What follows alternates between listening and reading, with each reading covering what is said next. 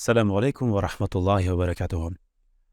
В один из дней Муса, алейхиссалям, попросил молитву у Всевышнего Аллаха Тааля. Он спросил, а кто же будет со мной вместе в раю? Он думал, кто же из его учеников? Но Аллах Тааля сказал по-другому. Аллах Тааля сказал, что вместе с Мусой, алейхиссалям, в раю будет один неизвестный ему человек, мясник, с определенного города, с этой улицы и вот с этого дома. Аллах Тааля говорит. Муса, алейхиссалям, настолько удивился, что он не знал про этого человека и что он будет с ним вместе в раю, что решил с ним познакомиться со своим будущим соседом в раю. Он направился в этот город, нашел эту улицу, пришел в этот дом, в эту лавку и увидел, что там есть один мясник, который продавал мясо. Целый день он наблюдал за ним. Что же он такого делает, что Аллах Тааля так его возвеличил?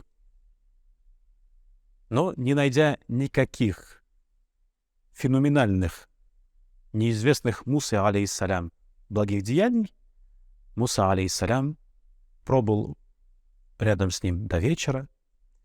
Увидев Мусу, алейхиссалям, мир ему, этот мясник пригласил его к себе домой. Когда они пришли домой, он приготовил поесть.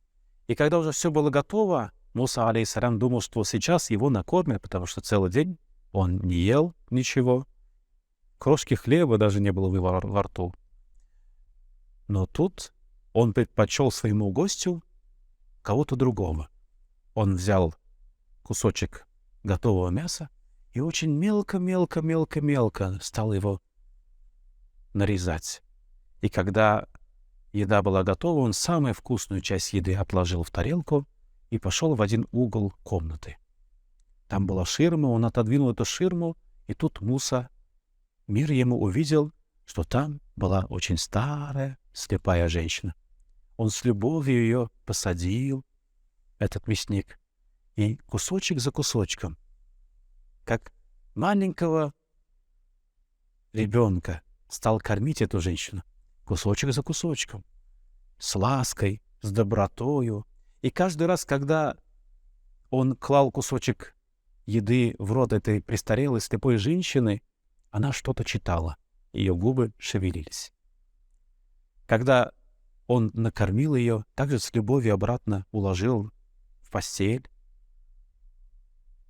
оставил ее отдыхать и уже обратил свое внимание к гостю, налил еды Мусе, алейхиссалям, себе, и тут они начали общаться.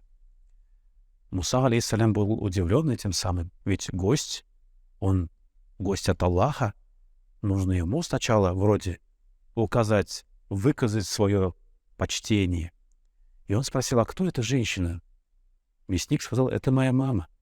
Она уже давно в таком состоянии. И я, как бы не хотел кушать, первым делом я обращаю внимание ей и стараюсь ее накормить. Первым делом стараюсь ей помочь. «А что она читает каждый раз, когда ты ее кормишь?» — спросил Муса, алейхиссалям. Он сказал, она постоянно просит, чтобы я удостоился чести оказаться соседом какого-то Мусы в раю. Чтобы я был соседом в раю какого-то Моисея, Мусы, алейхиссалям.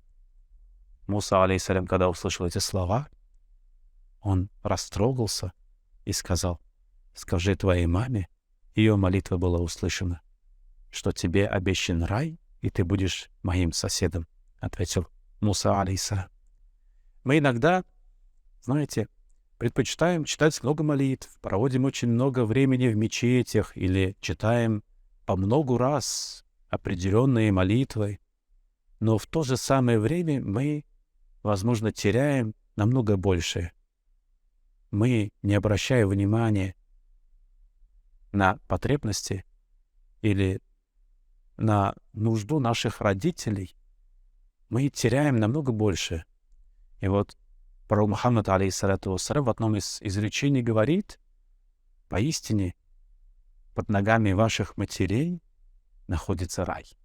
И рай не только в вечном мире, а рай и в этом мире. Что такое рай? Рай — это состояние благости, умиротворение, спокойствие, когда у тебя нету тревог, нету каких-то переживаний, и ты находишься здесь и сейчас и радуешься. Вот это как раз и есть рай.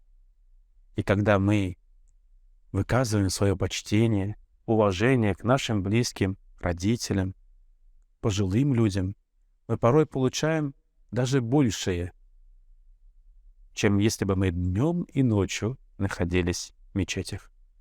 Давайте в эти дни постараемся использовать все возможности, которые нам Аллах Тааля дарует.